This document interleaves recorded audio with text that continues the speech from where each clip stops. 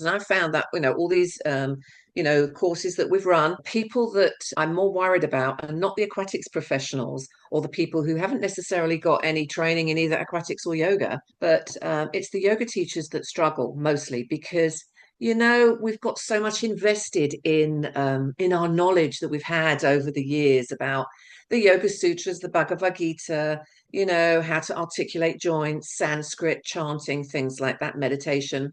And they realized, oh my God, this is a completely different environment. And the very first class I taught, there were probably 30 people that showed up who were used to doing aquasize. And it was like, oh my God, this is just so different. I don't think I'm teaching yoga.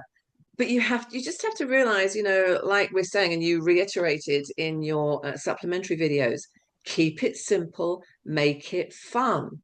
We're not trying to teach somebody necessarily who has a background in yoga philosophy, psychology, yoga asana, chanting, meditation.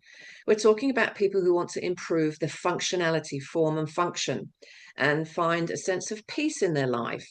And so, the yoga teacher has to get their ego out of the way and learn to teach in a different way. And I think it made me a better teacher. And I'm sure you probably feel the same way because you've had to be real for people who really need accessible yoga. And there's no better form of accessible yoga than being in the water because it's preventative.